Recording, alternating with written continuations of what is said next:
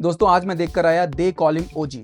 सबसे पहले तो एक बात क्लियर कर देता हूं कि ये कोई फिल्म नहीं है, ये है पवन कल्याण जी की पूजा। डायरेक्टर सुजीत, जो कि पवन कल्याण जी के जबरदस्त फैन हैं, फैन क्या यूं कह लीजिए कि भक्त हैं, उन्होंने एक फिल्म नहीं बनाई, उन्होंने एक मंदिर बनाया है। और इस मंदिर में story, screen play, cinematography, character development सब कुछ साइड पर रखा है, क्योंकि फोकस सिर्फ और सिर्फ एक चीज पर है, पवन कल्याण जी को ग्रेटर देन गॉड दिखाना। तो अगर आप पवन कल्याण के फैन हो, डाई हार्ट फैन हो, तो इस रिव्यू को यहीं पे बंद कर दो। टिकट खरीदो, मूवी देखो और एंजॉय करो। लेकिन अगर आप एक फिल्म को उसके स्टार से बढ़कर उसकी कहानी, डायरेक्शन और एक्टिंग के लिए देखते हो तो एंड तक बने रहो। मेरा नाम है विनीत किंगर और आप देख रहे हो फिल्मी falooda.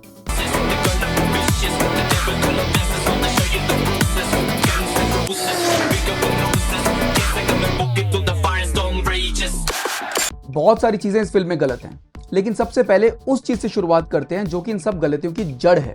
There is something known as the fan boy dilemma. Sujit की अपने आइडल पवन कल्याण के प्रति भक्ति भावना ने उन्हें फिल्म बनाने की मोटिवेशन तो दी, पर इसी चीज ने उनसे चीजों को लॉजिकली एनालाइज करने की बुद्धि छीन ली। उन्होंने एक फैन के नजरिए से तो सब चीजें टिक कर दी, स्लो मोशन वॉक, वो पावर, वो पंच लाइन्स, पर वो एक न्यूट्रल सिनेमा गोअर के लिए कुछ भी बनाना भूल गए। फिल्म का स्क्रीन प्ले इतना कॉन्वोल्यूटेड है कि आपके सिर में दर्द हो जाएगा। हर 10 मिनट में एक नई बैक स्टोरी, एक नया कैरेक्टर, एक नई टाइमलाइन। जब तक आप पिछले वाली इंफॉर्मेशन को प्रोसेस करते हैं तब तक एक नया एंगल सामने आ जाता है। स्क्रीन प्ले को इंटेलिजेंट और कॉम्प्लेक्स बनाने की कोशिश की गई है, but it ends up being confusing rather than complex. उसके ऊपर cinematography is also average, which is a major disappointment given the fact that the cinematographer is none other than Mr. Ravi के चंद्रन, जिन्होंने बतौर सिनेमाटोग्राफर कई बड़ी बड़ी फिल्मों में काम किया है, जैसे कि माय नेम इज खान, दिल चाहता है, ब्लैक। फिल्म में कुछ भी एक्साइटिंग नहीं है।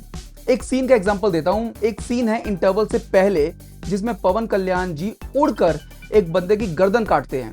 इस सीन पर रोंगटे खड़े हो जाने चाहिए, रूह काम जानी चाहिए, पर ऐसा कुछ लगा ही नहीं। इस सीन को देखकर इंस्टेंटली मुझे याद आ गई बाहुबली फिल्म की, जहां इंटरवल से जस्ट पहले प्रभास भल्लाल देव के बेटे की गर्दन को काट देता है, और वहां पर रोंगटे क्या, मैं खुद खड़ा हो गया था। वो इंपैक्ट था उस सीन का, लेकिन यहां ऐसा कुछ लगा ही नहीं। वैसे इस सब से याद आया, इस फिल्म को एक ही रेटिंग क्यों मिली है?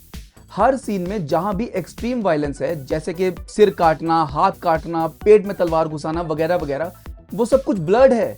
सिर कटी लाशें पड़ी हुई लोगों की, बट कुछ दिख ही नहीं रहा, because everything is blood.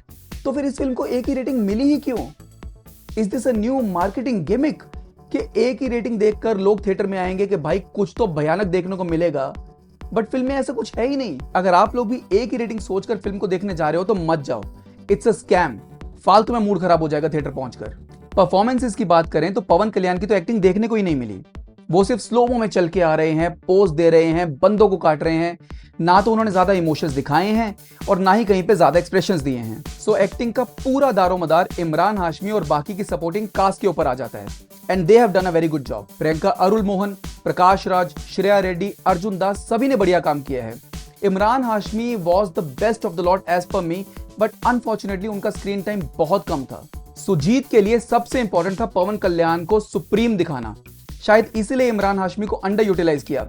May be he was scared कि कहीं इमरान हाशमी पवन कल्याण को ओवरशैडो ना कर दे, maybe. Now let's talk about the best part of this movie, BGM. Seriously BGM is the only saving grace. Thaman ने अकेले ही उस एक्साइटमेंट को पंप किया है जो कि फिल्म के स्क्रीन प्ले और सिनेमाटोग्राफी से बिल्कुल ही मिसिंग थी। सीन की राइटिंग, डायरेक्शन और सिनेमाटोग्राफी एक तरफ और तमन का बीजीएम एक तरफ।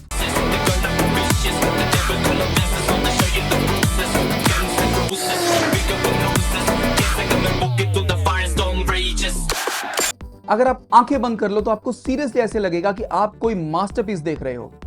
आई seriously felt that this sound track deserved a much better movie. Now let's come to the final verdict. देखो, मैंने स्टार्टिंग में ही बोल दिया था कि अगर आप पवन कल्याण के डाई हार्ट फैन हो तो टिकट खरीदो, मूवी देखो, एंजॉय करो। यह फिल्म आप ही के लिए है। लेकिन अगर आप एक न्यूट्रल ऑडियंस हैं जो कि एक अच्छी गैंगस्टर स्टोरी ढूंढ रहे हैं, तो फिर यह फिल्म आपकी पेशेंस को टेस्ट करेगी। मेरी तरफ से इस मूवी को मिलते हैं 2.5 out of 5 stars. 1 star Thaman के अमेजिंग बैकग्राउंड म्यूजिक के लिए, 1 स्टार इमरान हाशमी और बाकी के सपोर्टिंग कास्ट के हार्डवर्क के लिए, और आधा स्टार पवन कल्याण के स्वैग के लिए। अगर आपने ये मूवी देखी है तो मुझे कमेंट्स में बताओ कि आपको मूवी कैसी लगी, and do you agree with my rating और नॉट। अगर ये वीडियो पसंद आया तो इसे लाइक करो, शेयर करो और ऐसे और वीडियोस देखने के लिए फिल्मी फलूदा को सब्सक्राइब करो। मिलते हैं अगले वीडियो में।